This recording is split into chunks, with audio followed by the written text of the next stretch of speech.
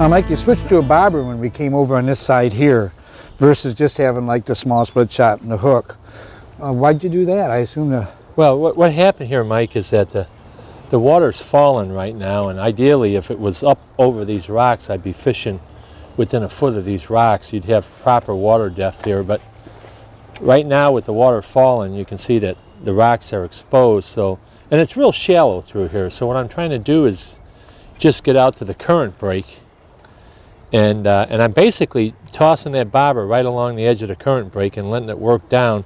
If you watch it, eventually that bobber will slow down and it'll come back in. It'll get caught up in the eddy. Sometimes it does, sometimes it doesn't. It's starting to curve in now, see? Yeah, I see that, right.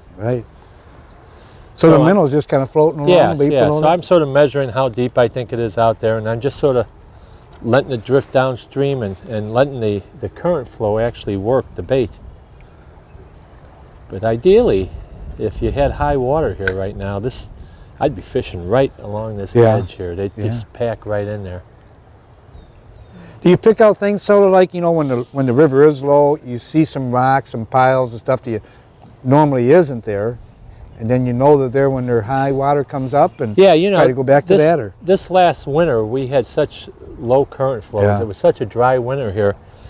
There were areas, for example, along here, that there was probably 6 feet of exposed riverbed here, and we didn't have any snow on the ground, so this was a great time to come out and take photographs. You know, a lot of people don't think about that, but in the winter I'll run up and down the river with a camera and I'll shoot pictures of these spots, and then I'll have an idea of what these spots are like once the water comes back up over them. I'll know where the rocks are, I'll know where the gravel is, I know where there's higher spots, where there's deeper little holes.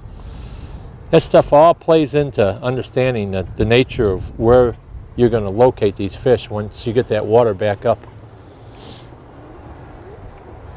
Well, it makes sense. Then when you go out here like we are today, you're looking for those spots. You have a visual of what's underneath there other than just... Yeah, there's a couple of things. There's those wintertime pictures, there's watching the current breaks, and there's things like watching, here we go, right here. Yeah.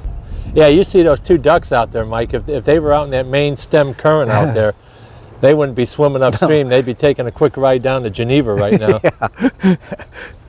The mama and the papa there, huh? Hello, guys.